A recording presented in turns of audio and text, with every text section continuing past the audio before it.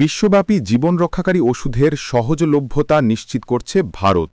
Generic ওষুধ এবং API থেকে শুরু করে ভ্যাকসিন এবং ক্যান্সারের ওষুধ পর্যন্ত রপ্তানি করা হয় বিভিন্ন দেশে। বিশ্বব্যাপী জেনেরিক ওষুধ রপ্তানির ২০% বেশি অবদান রাখে ভারতীয় ওষুধ শিল্প। প্রতিবেশী এই দেশটি থেকে বিভিন্ন সীমান্ত দিয়ে কোটি কোটি টাকার ঔষধ বাংলাদেশে প্রবেশ করছে অবৈধভাবে। সূত্রমতে অবৈধ পথে আসা জীবনরক্ষাকারী সহ অনেক ঔষধ নকল, নিম্নমানের ও মেয়াদ উত্তীর্ণ। ঔষধ ব্যবসার সাথে জড়িত দুই দেশের বিভিন্ন সিন্ডিকেট। রোগীরা উচ্চ মূল্য দিয়ে এই ঔষধ কিনতে বাধ্য হচ্ছে। বাংলাদেশে ভালো মানের ঔষধ থাকলেও অভিযোগ আছে এক শ্রেণীর চিকিৎসক আমদানি করা ভারতীয় ঔষধ ছাড়াও অবৈধ পথে আসা ঔষধ প্রেসক্রিপশন করছে। অনেক বেশি মূল্যে এসব ওষুধ কিনে প্রতারিত হচ্ছেন রোগীরা।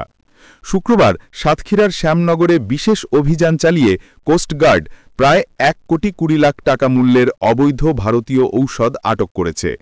কোস্টগার্ড পশ্চিম জোনের মিডিয়া কর্মকর্তা লেফটেন্যান্ট কমান্ডার মোহাম্মদ মুনতাসির ইবনে মোহসিন জানান, দুপুরে কোস্টগার্ড কৈখালী স্টেশনের একটি দল শ্যামনগর উপজেলার মীরগ্যাং ও আশেপাশের এলাকায় অভিযান চালায়। অভিযানের খবর পেয়ে বিপুল পরিমাণ ভারতীয় ঔষধ ফেলে রেখে চোরাকালানিরা পালিয়ে যায়। কোস্টগার্ডের দলটি পরিত্যক্ত অবস্থায় ঔষধগুলি উদ্ধার করে।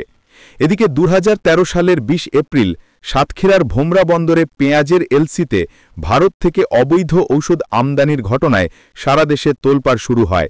ভোমরা সীমান্তে একটি গোডাউনে রাখা প্রায় ১০,০০০ কেজি পেঁয়াজের মধ্য থেকে টাস্ক ফোর্সের একটি দল অভিযান চালিয়ে প্রায় ২ কোটি টাকা মূল্যের আমদানি নিষিদ্ধ ভারতীয় অবৈধ ঔষধ উদ্ধার করে। অনুসন্ধানে জানা গেছে, চক্রটির মূল টার্গেট থাকে জরুরি, দুরারোগ্য বা কঠিন রোগে আক্রান্ত রোগীরা। অবৈধ পথে আসা নকল ও নিম্নমানের ঔষধে বাজার সয়লাভ হয়ে পড়ায় জনস্বাস্থ্যের জন্য মারাত্মক হুমকি হয়ে দাঁড়িয়েছে বলে মনে করেন সংশ্লিষ্টরা।